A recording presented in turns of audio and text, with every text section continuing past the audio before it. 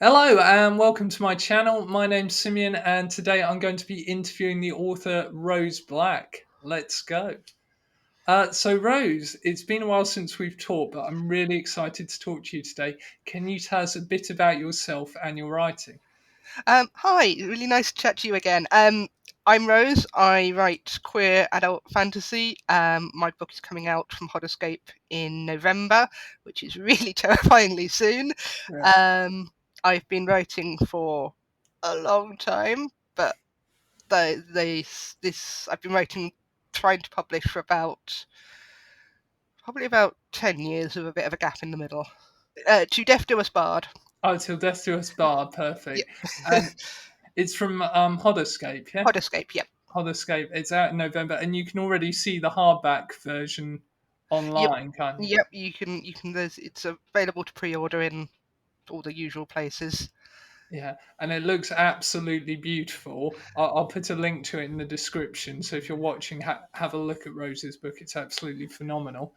Right, so when I said we hadn't talked for a while, you've never been on the show before, but we actually meant during the Rogue Mentor program, Yeah. which is now defunct. And I read your work, and it was one of those things. I read it, I really liked it, and I was like, I don't really have any suggestions here. I can't really help this person. So we never ended up working together, but we did have a meeting. And I think I told you basically that, like, I don't Yeah. know how to help you. So what happened after that? So yeah, you gave me a lot of really good information. Agents to query, that sort of thing. I think I revamped my query at that point, and we sent off. I sent off another batch, and yeah, Becca was the only one who requested it, and she requested the full, and I kind of not been feeling terribly hopeful about anything, so I kind of wrote it off. And then I got a message on Query Manager from her saying, "I'm switching to email. Look out for this." And I Yeah. immediately went to her writing group and went, "What does this mean? What did you mean?" And then she sent me another email 5 minutes later saying, "Let's up a phone call." And oh, that's what she means. So 5 minutes. yeah. Yeah, Wow. yeah, it was about 5 minutes later. She sent me one from her actual email saying, let's set up a phone call. And then another one when I replied to that with a time saying, "By the way, I'm offering rep," because I sometimes forget to say that bit. Um, Wow. So yeah, she really wanted you yeah, then. yeah. Yeah. No, she really wanted it, and she when we were talking, there's a speech that one of the characters met, and she said she's internalized this, and I knew she was going to be the perfect agent for it because she got what the book was about. She got what the characters were about, and yeah. Oh, and just for anyone watching, do you think you could give us a quick sort of summary of what the book's about? The book is about a retired. He's called an adventurer. He's basically like a D&D fighter. He goes around. He fights monsters. He takes people from here to there, and he's retired from this job and settled down with his beloved husband. And they raise pigs and goats, and they live in a nice little cottage. And then one day his husband disappears. He doesn't know why. He doesn't know what's going on. But he's not going to handle this, so he sets out to look for him, and the only help he's got is this flirty necromancer grandmother who raises the ghost of his ex-wife. And that, and it's them going off looking for pies. The story of the book. Yeah, and it's got that nice kind of jokey narrative tone to it, Yeah, which I really like, and it's also kind of got that nice cozy fantasy feel to it yeah. as well. A Yeah. lot of people have described it as like a hug or a cup of hot chocolate. It's yeah, it's not anything too stressful or too intense. It's a lot of character stuff rather than big fancy battles and things. Well, I Um, think that's not. I think a lot of people want that right Yeah, now. I think that there's definitely room for both types of story, and sometimes you want something epic and sprawling, and sometimes you want something that's a bit more um, focused and cozy. And Yeah, absolutely. So, 10 years, you got the agent. What was it like going out on sub? oh, it was yeah, I like sub a lot more than querying. I'm going to Oh, do admit. you? Yeah, yeah, I might be I, one of the few that does this, but I'm the opposite. I found querying. I didn't really know where I stood. There was a lot of, there's you don't really know how things are doing, whether you're getting rejections because it's a problem with your book or whether it's fine. It's just the market, or so there's a lot of that. And I fully accept agents, they give form rejections, and that's fair and fine, but you don't, as a person, it is quite stressful. But on sub, I definitely had several spirals, but then I had Becca to go to and say, look, it's not going to sell, and she'll go, no, it is, these are the reasons, and if it doesn't sell, we've got these books, and these are the reasons why they were going to sell. And just having that there really made a difference.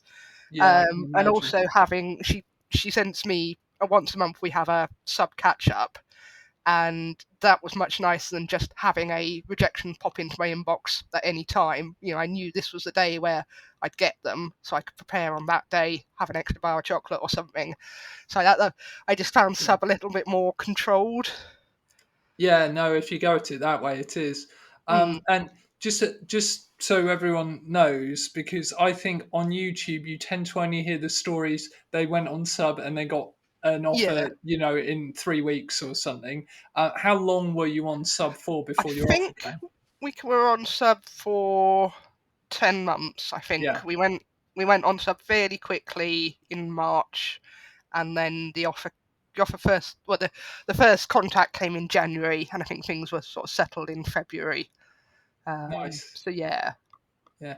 And in the meantime, were you just writing another book, or what were you doing to kind of deal with it? yeah, I kind of got possessed in like November last year, and I wrote 2 books and a short story in 2 or 3 months, and I wrote about 100,000 K, and I don't know what I was on, but yeah, I've not repeated that, but yeah, I got utterly consumed by one story, which I can't say too much because that's going to be the second book. Oh, Um, fantastic. yeah, other than it's going to be another second world queer standalone fantasy. But yeah, so yeah, I was mostly just writing um, to try and keep my mind off things, and I think that's a good policy, because otherwise you get hooked on, if that book fails, it's over. Yeah. Whereas if you've got something else, well, actually, I really like this one, I want to sell this one.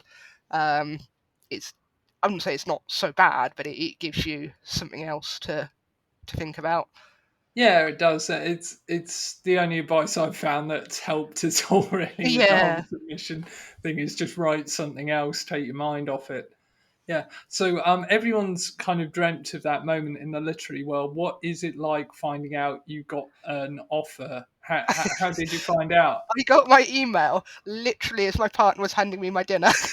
We were sat on the couch, she's handing me this plate of food, and my email goes off, and I see it's from Beck, and why is she emailing me now? And she's like, oh yes, Tash at Hot Escape thinks this will be great. Can we set up a call? And I go, you what? I just sat there for about 2 minutes, phone in one hand, plate in the other, going, what's just happened? Um, Yeah. Did you have your dinner, or did you set up the call then and there? no, we did have dinner because it was sort of 5:30 in the evening, and obviously she'd probably finished work by then. But we set up a call for the next day, and then she was ill, so we set up a call on Wednesday. But yeah, Yeah. Well, that is amazing and very well deserved. yeah. Um, so what is the process like then after you get the deal and everything's signed? What kind of happens next? Right. So they sent us a lot of forms to fill out, which is fairly standard for anything. The hottest I really like, they have a whole form about you and what you like and what you want them to say about you, and if you have any other, if they want you to be addressed in another way, if there's anything you don't want to be said about the book, which I quite liked that. So their publicity department knows how to approach it. Because I think if you just keep people, they're just here's the summary, go off on it, you sometimes miss the nuance of things. So it was a lot of that. Um, and then trying to remember, it's all a blur because it's all happened really Yeah. quickly. Um, we had a development edit, so we had a phone call and we chatted over the book and what she wanted, sort of big picture stuff. And we did that, and then we had Lion Emmett, which did some more big picture stuff and rearranged the ending, and that was quite intense. And then we had a copy edit with a third party editor who came in and did more of the small changes and the continuity and that sort of thing. And then we had a proof edit, which did some more continuity stuff because it managed to have Wow. characters who'd been in one scene initially and then were no longer in that scene, and I had to get rid of them because they didn't belong there. So yeah, having different editors check things like that is very important. And in the meantime, so we had the cover art being created in the process, which was gorgeous. And every time Yeah. I look at it, it's just perfect. I love it so much. It really captures the feel of the book well. Yeah, I mean, the fact that the cover artist just read the book and then went, right, no, brief out the window. This is what I'm doing. Is just, I love it so much. Yeah.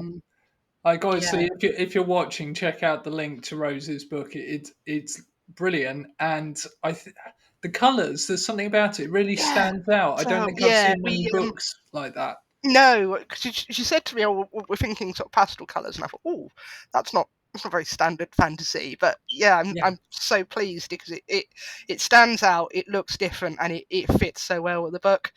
We had a few discussions about the range of colours we do, because initially they were kind of more red and pink, and so we had three or four different versions of it in slightly different colours, and that was the one we went with because I think those colours just work so well. yeah. I think you Uh, made the right choice there. yeah, Yeah.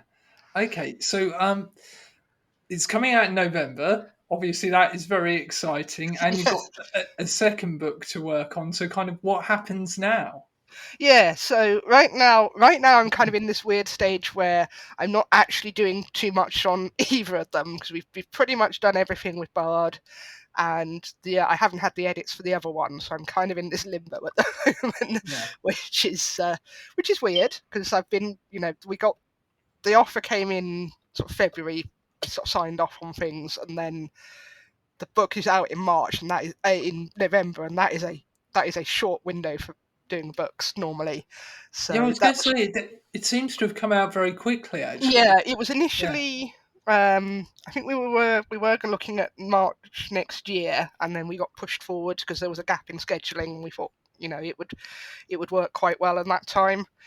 So yeah, it has been very quick, and that has been quite stressful. But it yeah. means I get a book within a year, and that's I'm not waiting 2 years for my book to come out, which I think has its own other stresses. So Yeah, yeah, absolutely. Have you had a copy you can hold in your hands yet? I've had an ARC, so Yeah, it's only got the front cover on, and it's white on the back, and it's only my Word document inside. It's not. It wasn't formatted at that point, but I have had the ARC, and that was cool.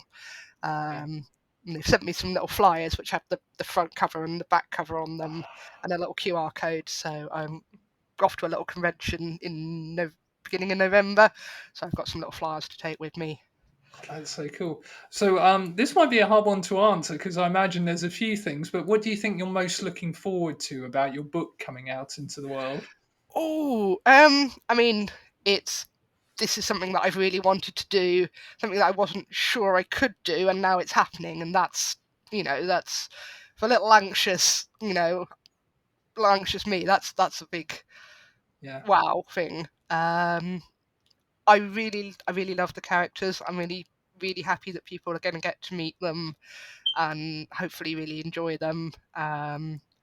So and I I really want some fan art. I really hope somebody will. yeah, yeah. Yeah, that would be like if I get that, then like that's it. I made anything else is just.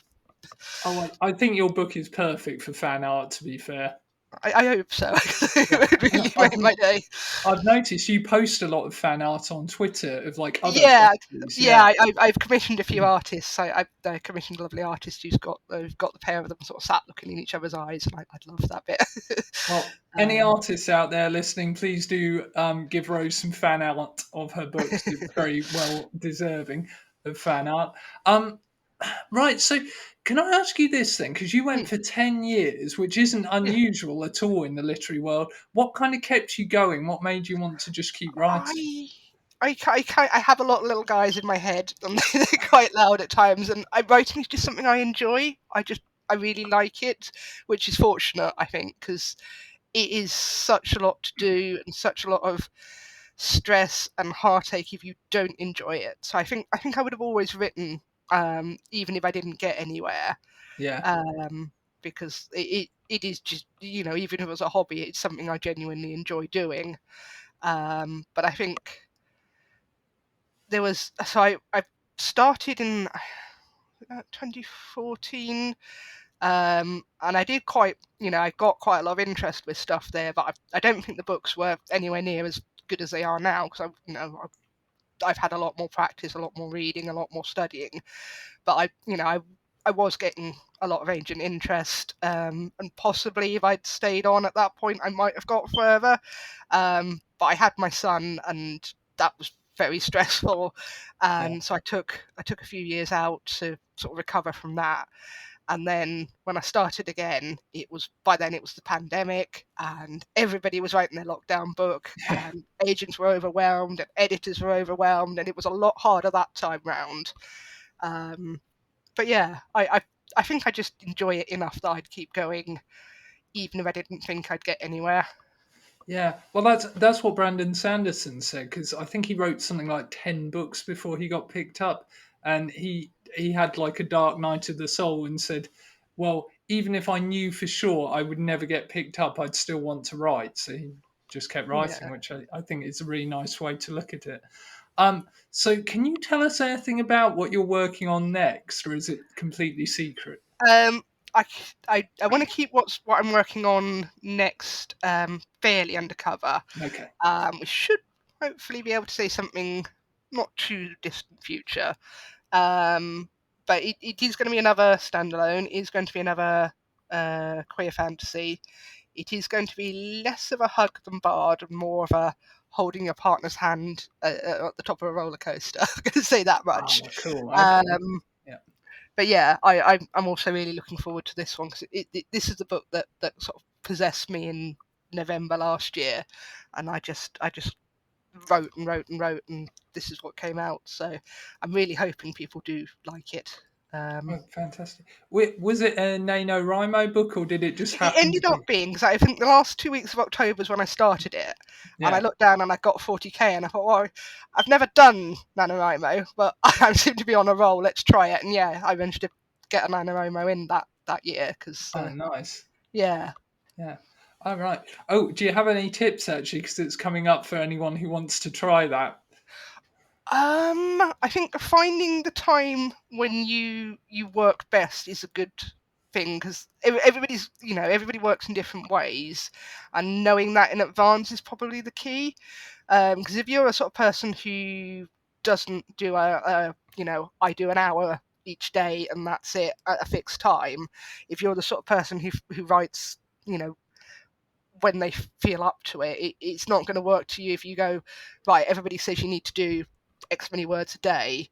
So if you go in knowing that that's not how I work, this is how I work, I think you'll feel less stressed and behind if you know that you're going to be like, okay, today I'm going to write a whole lot. I think it's just keeping an eye on things, and remember, it's not that big a deal if you can't do it. Yeah.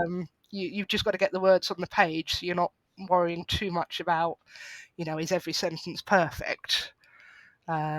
I find, for me, sprinting is a really good way of getting the words down. So a lot of Discord channels will have a sprint bot, and you tell it run for 15 minutes, and it tells you to start, and it tells you to stop, and it tells you to put your word count in. And I find that if I don't put enough words in, I feel bad, and then I have to do more. So Oh, that's that's that's one good. of the things that motivates me, is I sprint for a bit each morning, but that's not going to work for everyone. So I think the best advice is find out what works for you before you start, rather than trying to work to somebody else's schedule. Yeah. And did you have any kind of plan, or did it just come out as No, fun? I'm terrible. I never plan. I never plot anything down. I just write, and it kind of, again, it works for me. I can kind of get a structured book out that way, but that's not going to work for everyone. But yeah, I kind of write and let the characters guide what's going to happen, and then obviously there is going to be a lot of editing and sorting out the pacing, but at least then I've got something then that's physical that I can work on once I'm done. Yeah, I think you're like me. I'm like that. I like just once I have the words down, I don't mind spending a long time editing. It's getting the Yeah, words down it's that's the yeah. tricky thing. Yeah. Okay. So just a couple more questions. What are you currently reading? What am I currently reading? So I'm currently reading Ocean's Echo by Everina Maxwell, which is space opera, I think you call it. Oh, cool. And it's the sort of setup of the world is that there's people who have genetic advancements who can manipulate people and control them, called architects, and there are people who can read minds, called readers, and the readers are kind of not well liked and often get sidelined into the military. And so it's about a reader and an architect who get forced to work together. Um, and there's sort of political stuff going on and the fallout of a civil war in the background. Yeah, it's really, really good. I really like the way she does dual point of view. You get both Yeah. characters' point of view, and she handles the way that they see each other and how you can see their misinterpretations of the other's actions really well. So the misunderstandings and things don't feel forced. You're seeing the thought processes, and it really adds a lot of tension. So Oh, that's hard to do well. yeah, That is. yeah. Yeah. So yeah, I really really respect the way that that's handled. Oh, yeah. Well, it sounds really great. I've not heard of it, so I'll have to. I read Winter's Orbit is the other one, and I adored that. And Ocean's Echoes, it's standalone, but I think it's the same sort of universe. Oh, Um, cool. Okay. Well, final question. What's the best bit of writing advice you've received? Do you think? oh, um, find your people, I think, is the best bit of writing advice, and it's tangential to writing, but honestly, no, having your writing friends is really what's helped pull me through. So I've got a lovely little group that I met after one of the Rev Pits. We all got together, and we've been, I think it's 3 years now. We've been supporting each other. Most of them now self pub, but they're doing really well at that. And there's a few of us who have traditionally published.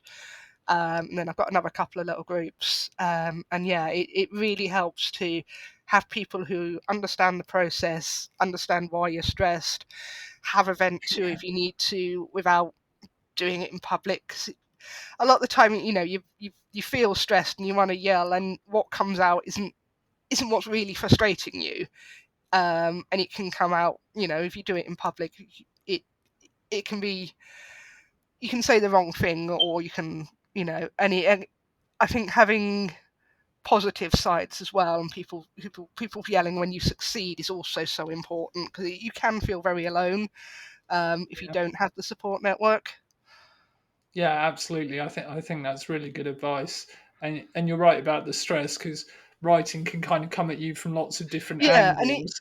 it is personal. You do end Yeah, up putting yourself in the book, and you can feel like a rejection is a rejection of you, even when it's completely not.